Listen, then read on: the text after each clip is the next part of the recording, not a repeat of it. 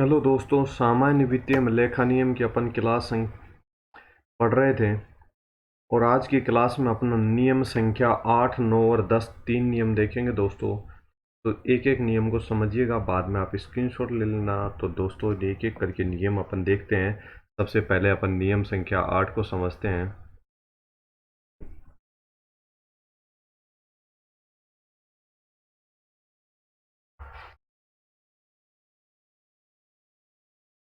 तो दोस्तों नियम संख्या 8 किसके संबंध में है?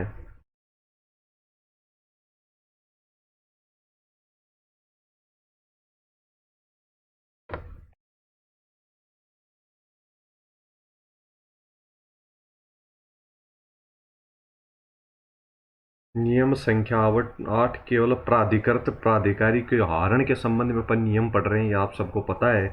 केवल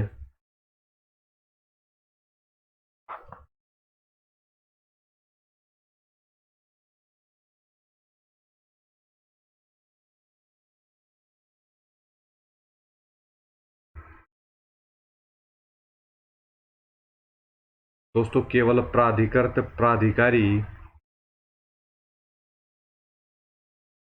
प्राधिकृत सीमा में क्या कर सकता है? राशि आहरित कर सकता है।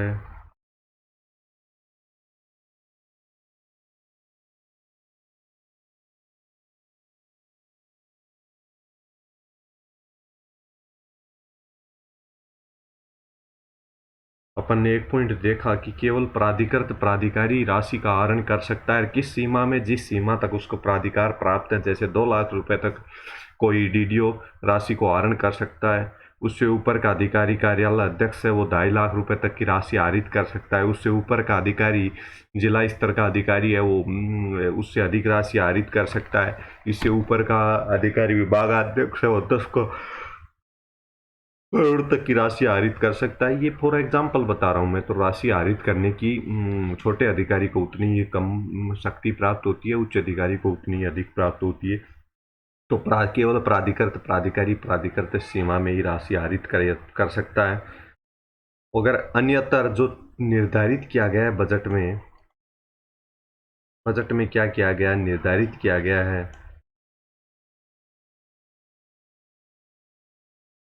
उसके अलावा अन्यतर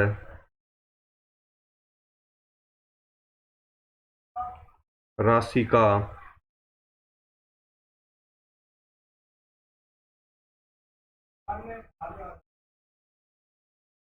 अन्यतर राशि का अगर निवेश करना है, अपन निवेश शब्द यूज करेंगे।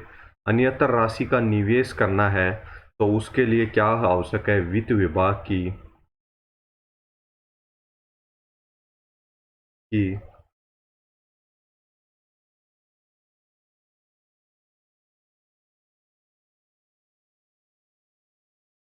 वित्त विभाग की क्या आवश्यक है? स्वीकृति आवश्यक है। तो दोस्तों केवल प्राधिकृत प्राधिकारी प्राधिकृत सीमा में राशि आहरण कर सकता है, एक पॉइंट।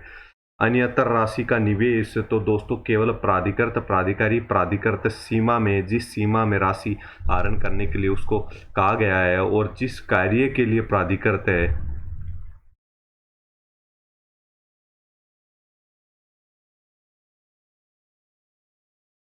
जिस कार्य के लिए प्राधिकृत है, केवल उसी कार्य के लिए राशि आहरित कर सकता है। अन्यतर उसके अलावा अन्य कहीं पर उसको निवेश करना है, राशि को व्यय करना है, तो वित्त विभाग की क्या आवश्यक है? स्वीकृति आवश्यक है। इस प्रकार से अपन समझ सकते हैं।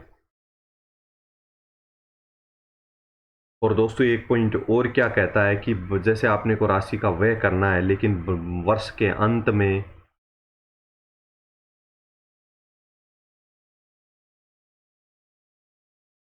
बजट क्या हो जाता है?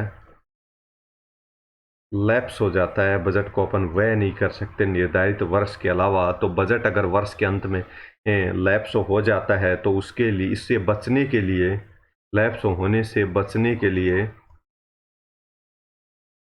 लैप्स होने से बचने के लिए अपन राशि का आहरण करके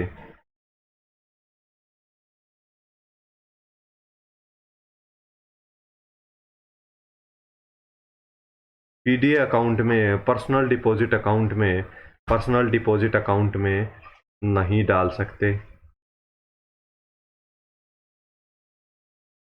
तो दोस्तों मैंने क्या कहा कि वर्ष के अंत में क्या हो जाता है, बजट लैप्स हो जाता है। तो बजट लैप्स होने से बचने के लिए केवल राशि को आरित करके पीडी अकाउंट में नहीं डाल सकते कि बाद में अपने को व्यय कर लेंगे, जब ज़रूरत होगी तब अपन व्यय कर लेंगे, या अगले वर्ष अपने को कोई कार्य करना है और इस बजट में वो स्वीकृत है, इस वर्ष में अपन कर नहीं पाए उस कार्य को, तो अपन ऐसा नहीं कर सकते कि पर्सनल डिपॉजिट अकाउंट में उस पैसे को निकाल कर जमा करा लें और बाद में उससे व्यय कर लें। ऐसा नहीं हो सकता, पहले व्यय करना होगा, उसके बाद आहरण किया जाएगा।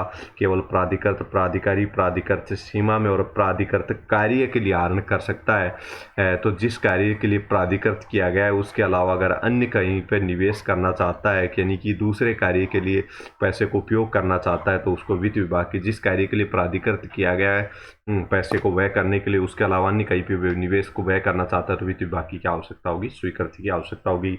आप सबने और हमने राष्ट्र नियम संख्या 8 पढ़ा। अब इसका एक पॉइंट और देख लीजिएगा आप।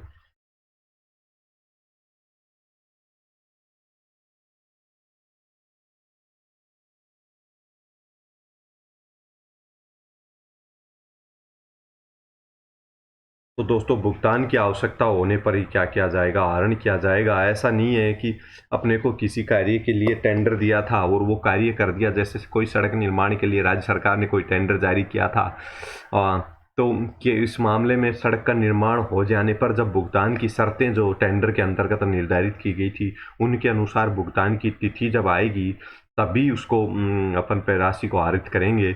ऐसा नहीं है कि एक साल पहले ही, एक साल बाद सड़क बनेगी, एक साल पहले ही राशि को आहरण कर लिया जाए, बाद में भुगतान नहीं। भुगतान की आवश्यकता होने पर ही राशि को आहरण किया जाएगा। ये नियम भी, ये भी एक शर्त लिख रखी है नियम संख्या 8 में आहरण के संबंध में। तो अपन ने नियम संख्या 8 देखा, आप स्क्रीनशॉट ले लीजिए, एक एक पॉइंट साफ शब्दों में लिखा हुआ है नियम संख्या 8 का। अब मैं अपन देखेंगे नियम संख्या 9।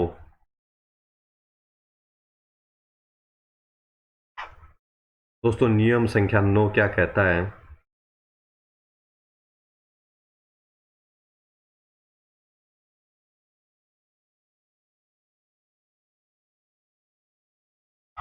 सार्वजनिक राशि का व्यय, सार्वजनिक राशि का व्यय कब किया जाएगा, जब सक्षम अधिकारी, सार्वजनिक राशि का व्यय कब किया जाएगा जब सक्षम अधिकारी के द्वारा क्या किया गया हो,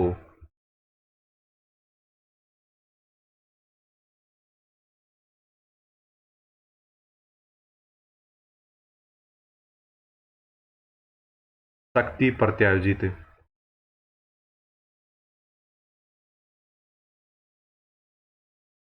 की गई हो।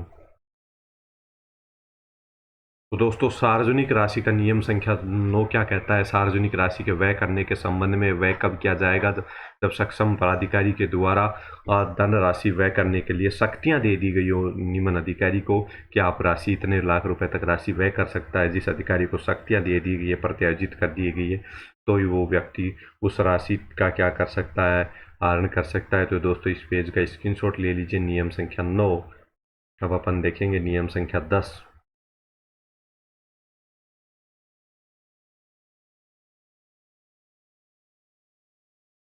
नियम संख्या 10 क्या है, राशि व्यय में सतर्कता बरतने के संबंध में है।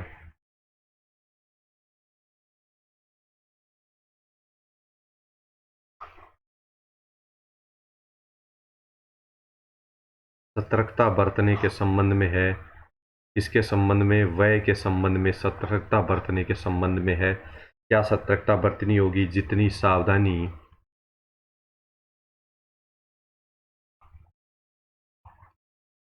जितनी सावधानी सामान्य बुद्धि का,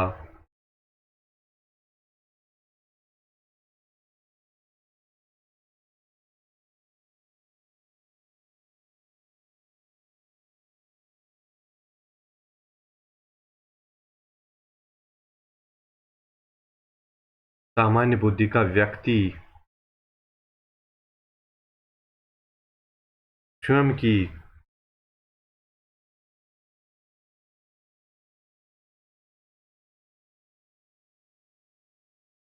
राशि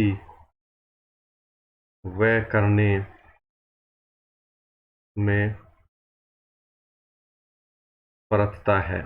तो दोस्तों सतर्कता बरतने के संबंध में ये नियम है, व्यय के संबंध में है। जितनी सावधानी सामान्य बुद्धि का व्यक्ति स्वयं की राशि व्यय करने में सतर्कता बरतता है, उतनी ही सावधानी व्यक्ति को बरतनी थी। ऐसा नहीं है कि सार्वजनिक राशि का व्यय कर रहे हैं, ये तो सरकार की राशि है, इसको जैसे चाहें वैसे व्यय कर दें। लेकिन होता है एक्चुअल में इस नियम का उल्लंघन है, नियम संख्या 10 का हमेशा। क्योंकि जब सार्वजनिक व्यय किया जाता है, आपने देखा होगा, नाव शनाव व्यय होता है, बहुत भ्रष्टाचार होता है, अनावश्यक रूप से राज्य राशि सरकारी राशि का व्यय कर दिया जाता है। जिस चीज़ की आवश्यकता नहीं है उस पर, जिसकी आवश्यकता है उस पर व्यय नहीं किया जाता। तो इस पर कोई ध्यान नहीं देता है, इस नियम का उल्लंघन होता है। ये नियम इसीलिए बनाया गया था ताकि सरकार की राशि को अपनी जेब से जब व्यक्ति पैसे खर्च करता है, जब जितनी सावधानी बरतता है उतनी ही सावधानी सरकारी राशि के व्यय करने पर बरतनी चाहिए। आवश्यकता से अधिक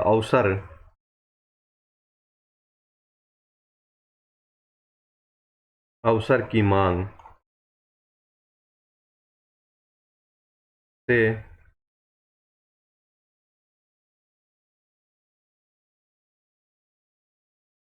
अवसर की मांग से अधिक व्यय नहीं किया जाएगा। अवसर की मांग का मतलब क्या होता है कि जहाँ 2000 रुपये खर्च करने की आवश्यकता है वहाँ 2000 रुपये ही व्यय किए जाएंगे। जहाँ अति आवश्यक होगा, अति आवश्यक होने पर ही व्यय किया जाएगा, अनावश्यक व्यय नहीं किया जाएगा। अनावश्यक व्यय नहीं किया जाएगा, तो इसलिए कहा गया है कि अवसर की मांग होने पर ही अवसर की मांग से अधिक राशि व्यय नहीं की जाएगी। तीसरा पॉइंट है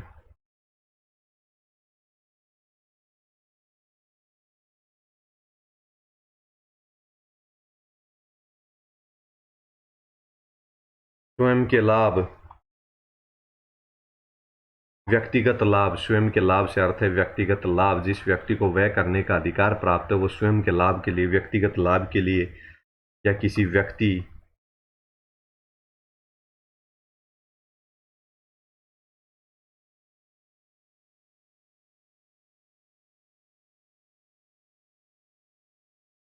या किसी व्यक्ति विशेष के लाभ के लिए या किसी समूह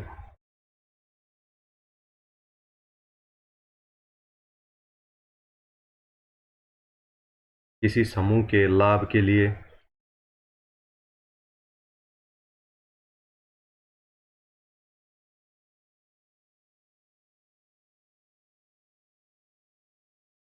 तो दोस्तों समूह के लाभ के लिए, स्वयं के लाभ के लिए व्यय नहीं किया, स्वयं के लाभ के लिए, किसी व्यक्ति विशेष के लाभ के लिए, समूह के लाभ के लिए व्यय नहीं किया जाएगा, भुगतान नहीं किया जाएगा। व्यक्तिगत स्वार्थ में कि अपने को फायदा होगा, कोई वस्तु खरीद ले, सरकारी डिपार्टमेंट के लिए, अपने कार्यालय के लिए कोई वस्तु खरीद लें, किस वस्तु के खरीदने से अपने रिश्तेदार की फर्म को टेंडर जारी कर दें, फिर उसको अनाप शनाप उस वस्तु के लिए भुगतान कर दें, मार्केट रेट से अधिक ऊपर वो वस्तु क्रय कर लें, तो ऐसा फर्जीवाड़ा नहीं होना चाहिए। स्वयं के लाभ के लिए, किसी व्यक्ति विशेष के लाभ के लिए, किसी समूह के लाभ के लिए भुगतान नहीं किया जाएगा। तो नियम संख्या 10 पढ़ा, तो अपन एक एक नियम को आप वापस से समझेंगे और स्क्रीनशॉट लेंगे। केवल प्राधिकृत प्राधिकारी प्राधिकृत सीमा में और प्राधिकृत कार्य के लिए, जिस कार्य के लिए उसको व्यय करने की शक्ति प्राप्त है, उसी के लिए राशि का क्या करेगा, आहरण कर सकता है। लेकिन यदि अन्यत्र राशि का निवेश, अन्यत्र राशि का यानी कि जिस कार्य के लिए उसको प्राधिकृत किया गया उसके अलावा अन्य कार्य के लिए राशि का अगर व्यय करना चाहता है, निवेश करना चाहता है, तो वित्त विभाग से स्वीकृति लेनी होगी। बजट लैप्स होने से बचने के लिए पीडी अकाउंट में, पर्सनल डिपॉजिट अकाउंट में राशि नहीं डाली जाएगी। भुगतान की आवश्यकता होने पर ही क्या किया जाएगा, आहरण किया जाएगा। तो नियम संख्या 9 आपने समझा। 8 9 क्या कहता है, सार्वजनिक राशि का व्यय प्राधिकृत प्राधिकारी शक्तियाँ जो प्रत्यायोजित की गई हैं उसको व्यय करने की, उन शक्तियों के अंतर्गत ही व्यय करेगा। तो दोस्तों ये अपना नियम संख्या 9 हो गया। अब नियम संख्या 10 क्या कहता है, सतर्कता बरतने के संबंध में, व्यय के संबंध में। जितनी सावधानी व्यक्ति, सामान्य बुद्धि का व्यक्ति स्वयं की राशि व्यय करने में सतर्कता बरता है, उतनी ही सतर्कता सार्वजनिक राशि के व्यय करने के संबंध में बरतनी चाहिए। अवसर की मांग से अधिक मैंने आपको बता दिया, आवश्यकता से अधिक अनावश्यक व्यय नहीं करना होगा। आवश्यक अति आवश्यक होने पर ही व्यय किया जाएगा। अवसर की मांग के अनुसार यानी कि जरूरत के अनुसार व्यय किया जाएगा। स्वयं के लाभ, किसी व्यक्ति के लाभ, किसी समूह के लाभ के लिए राशि व्यय नहीं की जाएगी और किसी को भुगतान नहीं किया जाएगा। तो दोस्तों अपन ने नियम संख्या 8 9 और 10 तीन नियम देखे। अब आप एक एक नियम का स्क्रीनशॉट ले लें। नियम संख्या 8 का स्क्रीनशॉट ले लें दोस्तों। नियम संख्या 9 का भी स्क्रीनशॉट ले लें और नियम संख्या 10 का भी आप स्क्रीनशॉट ले लें। आज की क्लास में इतना ही दोस्तों। लाइफलाइन क्लासेस को सब्सक्राइब कर लीजिए दोस्तों, आपके लिए सामान्य वित्तीय लेखा नियम कंप्लीट कराऊंगा। ये मेरी जिम्मेवारी है। जूनियर अकाउंटेंट की अभ्यर्थना जारी होने से पहले लगभग अपन सामान्य वित्तीय लेखा नियम कंप्लीट करेंगे, ऐसा मेरा विश्वास है दोस्तों। लाइफलाइन क्लासेस को सब्सक्राइब कीजिए। आपके तैयारी करने वाले दोस्त जिनके भी अच्छे मार्क्स बन रहे हैं, जो जिनको भी लगता है अपना सीईटी वो क्वालिफाई हो जाएगा। और मेरे को तो ये लग रहा था कि लग रहा था क्या लग रहा है कि 50% से अधिक वालों को पास कर देंगे, लेकिन दोस्तों मैं सरकार का हिस्सा नहीं हूँ, मैं ना ही मैं निर्धारित करने वाला हूँ। लेकिन मुझे जो अनुभव हो रहा है वो मैं आपको बता रहा हूँ। 50% से अधिक मार्क्स जिसके भी सीईटी में बन रहे हैं उन सबको तैयारी प्रारंभ कर देनी चाहिए। और कुछ दिन की तो बात है, 8-10 दिन में ये सब बातें क्लियर हो जाएंगी। तो कुछ दिन की बातें हैं, तो आप क्या कीजिएगा, कुछ दिन की बातें हैं तो कोई टेंशन लेने की आवश्यकता नहीं है। तो आप तब तक अपनी तैयारी जारी रखिए। तैयारी कभी भी वेस्ट नहीं जाती दोस्तों, कभी भी तैयारी खराब नहीं जाती। सामान्य वित्तीय लेखा नियमों के बारे में आपको एक नई जानकारी और एकदम नया सब्जेक्ट है, इंटरेस्टिंग सब्जेक्ट है, समझने का सब्जेक्ट है। और कुछ नियम्स और किससे संबंधित नियम है, रटना और समझना दोनों अपने साथ साथ चलने वाली क्रिया है। तो दोस्तों आज की क्लास में इतना ही। धन्यवाद दोस्तों। दोस्तों सब्सक्राइब कीजिए दोस्तों, शेयर कीजिएगा। मैं आपके लिए निःशुल्क इतनी मेहनत कर रहा हूँ, एक एक नियम आराम से समझा रहा हूँ। तो दोस्तों आपका भी दायित्व तो बनता है कि अपने चैनल को सब्सक्राइब कीजिए, दोस्तों को शेयर कीजिए। लाइफलाइन क्लासेज आपके लिए हमेशा अवेलेबल है। धन्यवाद दोस्तों।